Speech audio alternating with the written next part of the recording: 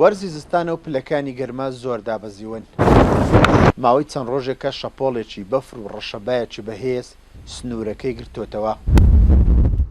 ئێستا لە هەموو کات زیاتر دانیشتوانی ناوچە شاخاویەکان پێویستیان بە سۆپا و ئامێرە خۆگەرمکەرەوەکان هەیە بۆ ئەوەی خۆیان لە سەرما و بەستەڵەکی زستانی سەختی ناوچەکەیان بپارێزن.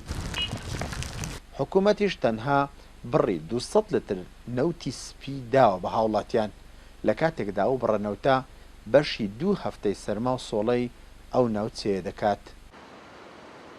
پێویستیمان بە نەفتەیە بەڕاستی ینی بەرمێنە نەفتێک لەو مەنتیقەی ما سوودەچی نییە، استیفادەی لێ ناکەی بە بەرمێنە نەفتەشی.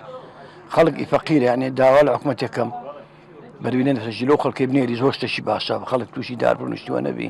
لە حاجۆمەران ماڵ هەیە 12 بەرمیلی سەرفەکە هیچ جوایزینی دەگەل هەولێر ساڵانە بە بەرمیلە نەوتچی ئەمە یارە ناکەین لەوانێت 15 ڕۆژ ڕۆژم بکە هیچ فەرقوزدانی حەقە فەرقوزدا بکرێ و حکوومەتی هەرێم کەتە خەمە لەو بارەیەوە ناوچەشی شاخابی و بەفر و بارانە باری و حەقە فەرقوزدا بکرێ و بە بەرمیلە نەوتچی ئەمە یارە ناکەین. زۆرجار هاوڵاتیان لە پێناو دابینکردنی هۆکارێکی خۆگەرمکەرەوە کە کەمترین تێچووی هەبێت لە بڕی سوتەمەنی بەکاری بهێنن ڕوو لە بڕینەوەی دار و درەخت و ژینگەی ناوچەکەیان دەکەن لە کاتێکدا گرنگی ناوچە شاخاویەکان لە جوانی سروشت و بوونی هەوایەکی پاک و ژینگەیەکی تەندروستە. ئەوەش بەهۆی بوونی ڕێژەیەکی زۆری سەوزایی و زۆری دار و درەخت بەرهەم دێت.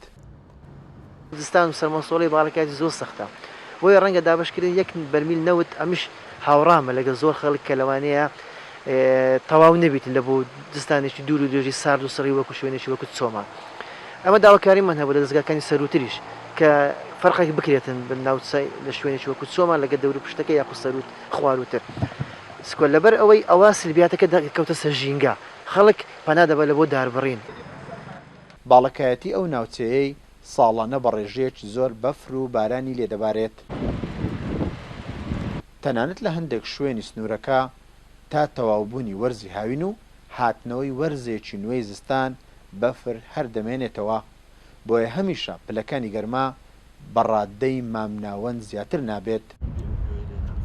جیاوازی نەکردنی ناوچەیەکی وا شاخاوی و سارد و سەرما لەگەڵ شوێنەکانی تر لە پێدانی سوتەمەنی دانیشتوانەکەی نیگەران کردووە داواکارن ساڵانە بڕێکی زیاتری سوتەمەنیان پێ بدرێت.